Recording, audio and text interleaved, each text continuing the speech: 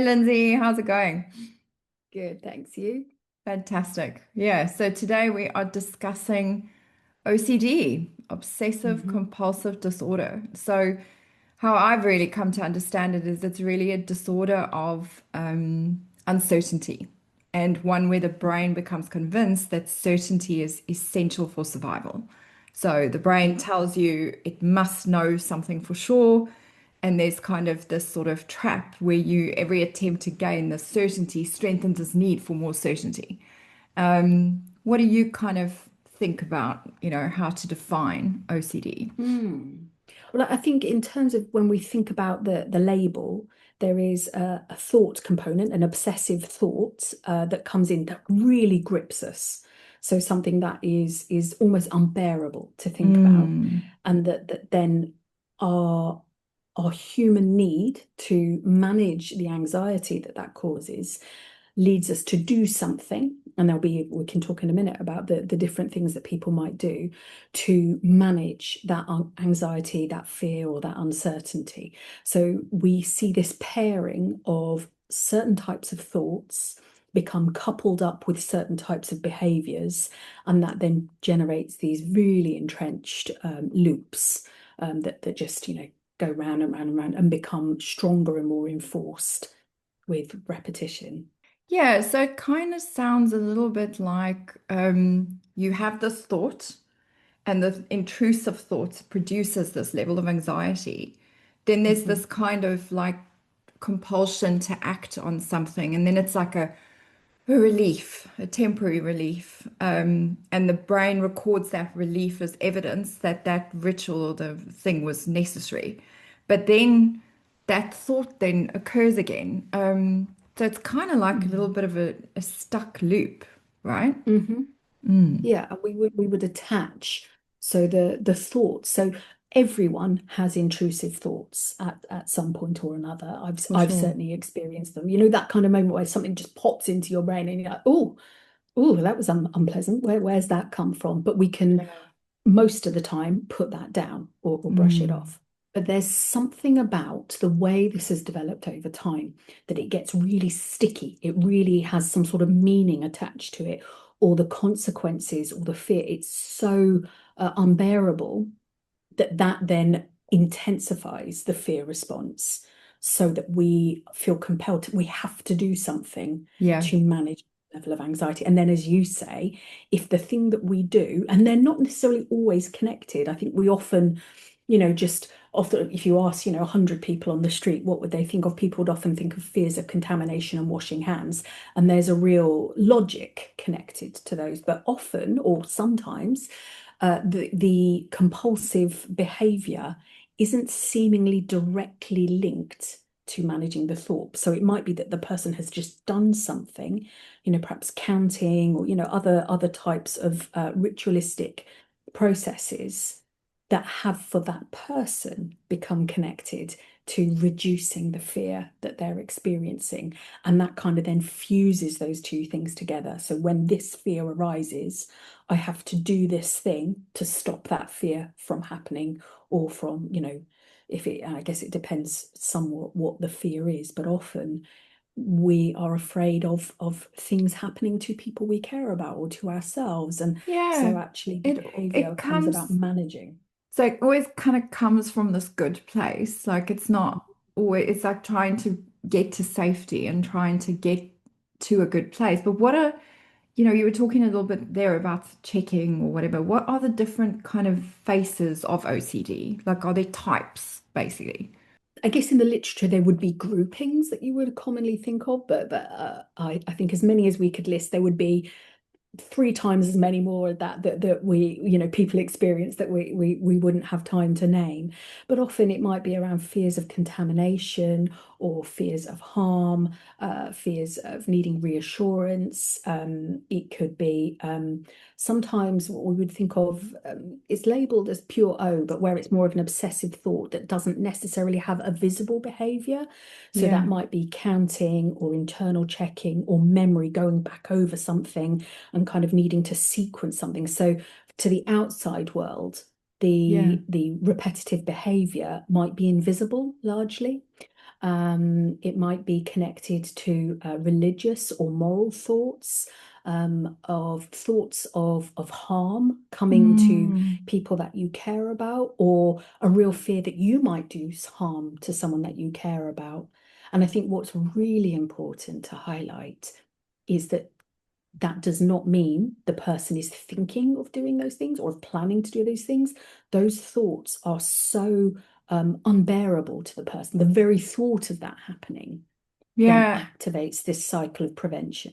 And I think the key is that OCD can kind of attach itself to almost anything, like Mhm, politics, religion, wellness, spirituality, even conspiracy theories. And it's this endless search, and trapped in this kind of research pattern finding mhm, to eliminate uncertainty in that area. And like, mhm, I think if you think about kind of spiritual OCD or conspiracy theory type OCD, it can kind of lead to this sort of what we I think what we really refer to as like magical thinking or thought to action fusion, where it's like signs, omens, synchronicity, karma, it starts to, merge with our sense of, okay, we need to, mhm, produce some kind of compulsion to like lessen this. And I mm, think, like where magical thinking is a little bit more like, if I think about a car crash, it might happen. Or if I don't perform my ritual, something terrible will follow. If I, wear the wrong shirt, my family could be harmed. Whereas thought action fusion is a little bit more like, you know, thinking something bad is like morally equivalent to actually doing it. Or yeah. thinking something increases the chance it will happen. So I can't think these thoughts. Um, so it can kind of attach itself to almost anything in a way. And it might be related to an experience. So you gave an example on the miracle thinking of, if I think about a car crash happening to someone I care about, that might happen. There may have been a time when someone has had an experience where there was a car crash to someone that they cared about, and there's a perceived sense of responsibility. So Yeah. something like that could absolutely make the connection for a person. But sometimes, I think another example you gave is if I wear a blue shirt, so for other things, it may not be an obvious connection. But the important thing is that for the person, there is a real joined up between, the feared thought or the intrusive thought that just won't go away. There's a real perseveration. It just comes round and round and round. It's really, loud in our minds, and then needing to do whatever will settle that or prevent that thought from coming to life. And I think what's really important is it's kind of patterns that the nervous system has adopted. This overactive threat detection, where the brain becomes really hypersensitive to danger and Mm. all possibilities or probabilities. So everything feels urgent. And this kind of intolerance of uncertainty, where it's like, we need to know for sure. So we have to keep driving to know for sure. And then paired with also this responsibility, it's like, I have to do this. I have to do this. And, it's just so entrenched in a way and can become really tricky. And I think Mm. with, I think what's really important to sort of think about is that a lot of this kind of cycle, um, things are happening in the brain as well.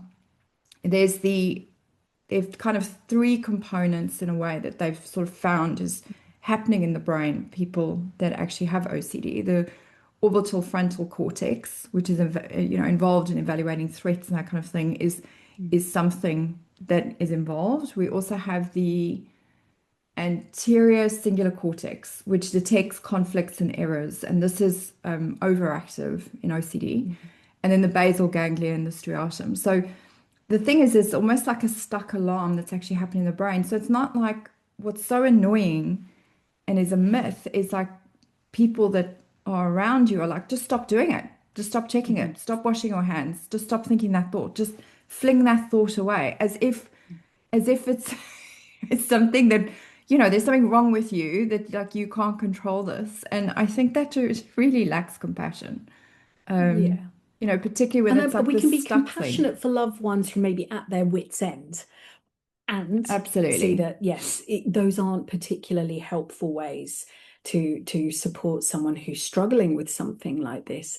And I guess thinking about then what does help is helping with safeness. So I think you started, and I really like where you said about this is about uncertainty, or the unbearability of the uncertainty of this thing happening, or this thought coming to into fruition, and just not feeling safe. So we want to think Yeah. about what helps build safeness, and what helps challenge the learning. So where you've talked about those parts of the brain, it's not just as simple as just stopping it. It's become almost hardwired into our physiology, that these patterns have become really deeply entrenched, and that our body has responded in a way that reinforce the patterns and keep going round. So it's absolutely not as simple as just stop it. I mean, no one I've ever worked with who has struggled with something like this is happy about it, No, wants they're to in keep it. agony, Yeah. absolute agony. And the kind of the behaviors is this, endless researching, analyzing, self-diagnosing, self-improvement. There's Hmm. just and the goal is always this relief. I just want this relief. If I just find the answer, Mm. if I just know this thing, read this book, do this thing, finally something will stop. And the relief, when it doesn't arrive, the search itself becomes this kind of compulsion, and people can become really sort of stuck in that loop. So, I And it can mean, take hours, hours and hours and hours of a person's day. And certainly yeah, my experience clinically of where I've worked is that as it progresses over time, the gap between the relief gets yeah, shorter. So the relief, it might still be there temporarily, but then it's not that long before a thought arises again. And I guess we can all relate. I don't know if anyone's ever, left the house, then suddenly thought, did I leave the oven on, or did I leave the hair totally. straighteners on? And I've certainly had those thoughts, and I've never done this ever. I've never actually left a hot heated appliance on. However, once I've had that thought, if I haven't driven away, I might think, just check, because then I can tick it off and I know for sure it's Yeah. not. And I guess if you think about that, that's a teeny tiny example of what it can be like, and the relief you can bring yourself just from the confirmation that comes from that certainty.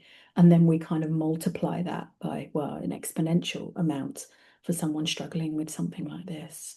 But there are just so many myths out there, like Mm. that the person should be able to control this. And Hmm. yes, you can manage OCD and get it Hmm. into a kind of almost remission in a way. So Mm. there's absolute hope if you're stuck in this kind of like loop. But I think it's just it's really important to understand the person's trying to get to safety. Yes. And performing this compulsion is their way of getting to safety. And there's a real kind of myth that, oh, just stop doing it. What are some of the other myths that are out there? That it's just about being tidy. We often talk, don't we, Mm, in this mm. season about how terms that are used in just kind of everyday language. And I've Yeah, certainly sorry, it's heard, my OCD. yeah, it's my OCD kicking in. And sometimes I've experienced that as almost being synonymous with being really house proud and having a Mm, really beautiful home. So when we're thinking about this clinically, we're absolutely not just thinking about the way in which it's often just used casually in everyday mm. conversation. But thinking about how I think often there's a myth that really silences people, that the thought that they have, if it's a thought that is paired with a sense of guilt or shame or unacceptability in some way, that is not the same as them being likely to act on that thought. So I think the intrusive thoughts is not the same as the risk of acting on that thought. In fact, I would almost say it's the opposite, that we're so fearful of that thought coming true that it's really goes against our values. So I think that's something that's really helpful to hold in mind, because it can really stop someone from seeking help or saying what it is that they are fearful of happening. What is the thought that then drives the compulsive behavior?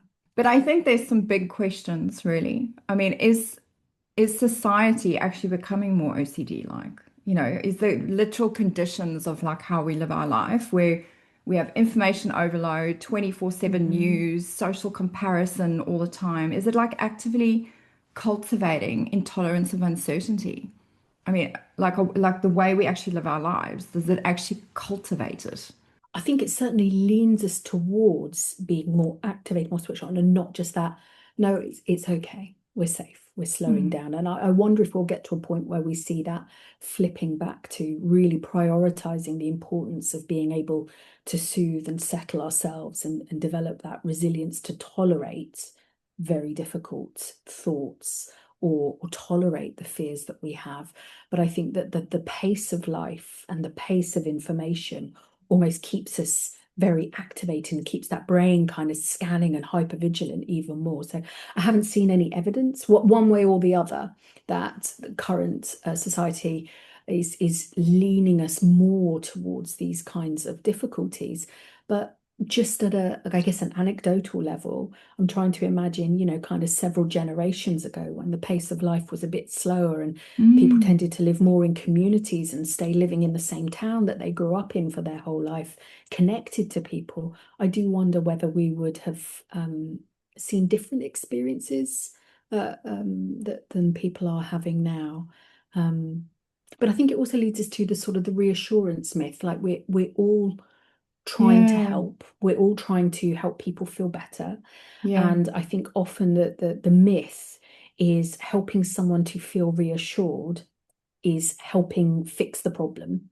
Whereas often what we're doing is fueling that cycle of needing the reassurance part rather than allowing us to experience that we can have the difficult thought or the feared thought, to sit with that, Mm. and it's okay and we I can think bear it.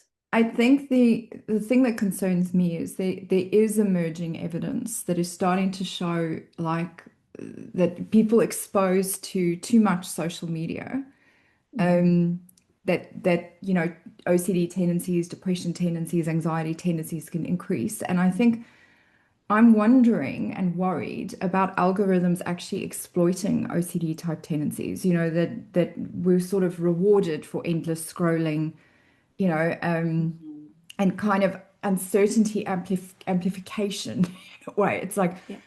just keep doing this and it's going to be okay. Mhm. And I worry about the exploitation about that. I mean, maybe I'm being a bit, you know. But if you think how algorithms work, if we Mm. show an interest in something, we've searched for something, or what we're watching in when we're scrolling, then gives us more of that. If Yeah. the thing we are consuming, whether that's through scrolling or searching in search engines, is a feared thought or a how Mm-mm. dangerous is this or how that our algorithm then automatically starts feeding us more of that it tries to answer that question for us, so it might inadvertently be fueling and providing more ammunition for the fear to grow legs. Yeah, it's And I mean, look, ultimately, in a nutshell, if you know, if we think of OCD as not a thinking problem, but more of a kind of learning problem where the brain has accidentally learned that these compulsions create safety. I suppose recovery is teaching it like just the opposite. So, what are some of the therapeutic interventions and how effective are those interventions? You know, can people go into complete remission and manage their OCD? Uh, that has been, I've certainly seen people be able to manage. And I guess managing, if everyone would define recovery in a different way. So for someone who's maybe spent 15 hours a day engaging in a compulsive or ritualistic behavior to manage a fear, being in remission might be if that gets down to 3 hours, because then they Mm. can function or they can live their life. So I guess recovery is quite personally defined. What does that look like? I think if we've had a really vivid or intense fear-based experience, there is an increased likelihood that there may be a resurgence of that at some point. But certainly I've seen people who have experienced far less distress around. Mm. So they might still have some of the thoughts, but far less distress and a far less disabling impact on their life through the amount of time that they need to take up to manage the fear and the sense of unsafeness and the uncertainty that it brings. So therapeutically, I've worked using it, and it's a CBT based technique, exposure and response prevention, which is a fancy term for saying allowing ourselves to be exposed to something that creates the discomfort, Mm. and then learning that we can experience the anxiety. We go through it, and there's quite a lot of, I guess, psychoeducation around how long that might last before it starts to come down. But the fear does start to come down. Now, the key with that is having exposure to things that are salient for the person, but also that it's gradual enough that it's manageable. So we're not trying to create the most fear-inducing experience for a person and then just you got to sit with it. You've just got to ride this. That would be traumatic, I think, for anyone. So it's thinking about how we start to slowly build confidence that we can feel the fear, the uncertainty, the discomfort, and it's okay, and that we And haven't I had to do the behavior. and I think the thing is key. If we were stuck in a loop of I must get certainty, the treatment is really to tolerate uncertainty. Mhm. And it's kind of like however we, therapeutically learn to kind of like sit with that or tolerate it, Mhm. whether that be through exposure and response prevention or acceptance and commitment therapy or parts therapy or kind of Mhm. trauma-informed type approaches, psychotherapy, but it's emerging from that constant state of hypervigilance and also the excessive responsibility that goes with OCD and the Mhm. shame. I mean, just like feeling ashamed of this compulsion Mhm. when it's so not the person's fault. You Yeah. mentioned parts work there. That certainly would be another approach that I would take. Mm. That's certainly a model that I'm working with more and more internal family systems. What does it look like? Like, give me an example, like, so the listeners can really get it. So there will be the part of us that has the fear response, so the wound that Mm. we're carrying, and that it just activates distress. So we would think of, in terms of OCD, there are different types of protector parts. We would think of manager protector parts that are more preventative, so they stop the feared or the difficult emotions from coming up.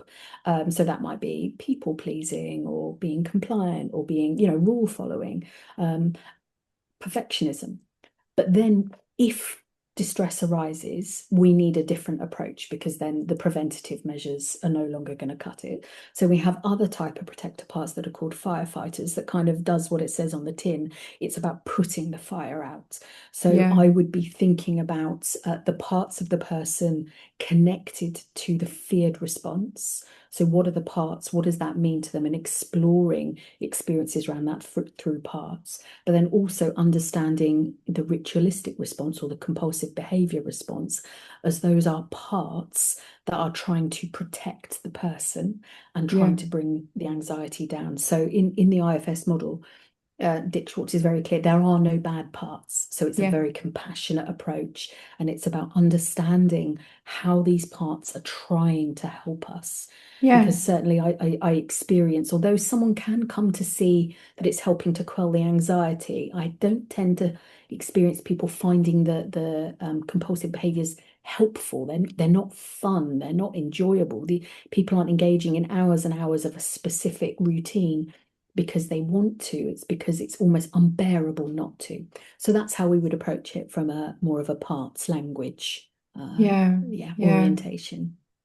Yeah, and I mean, in psychotherapy type approaches, it's learning to sit with the feelings and tolerate that discomfort in some way, shape, or form. And the thing is, you can recover, manage, OCD. And like you said, you spend 12 hours a day, you might end up with three, or you might end up with two, or you might end up with 15 minutes. It's Mhm. so varied for different people. And this kind of decrease, I mean, one of the things that is useful about OCD is people that have it are usually quite disciplined. So they'll probably be quite disciplined about the work to kind of get here. But I think this decrease is very varied on the person and their ability to tolerate discomfort. But when you stop fighting uncertainty, the remarkable thing that happens is you get your life back. Mm. So the tolerance of uncertainty actually gives you your life back, and you can actually live a full life again and be present Mm. and engaged with your community and like real everything. Mm.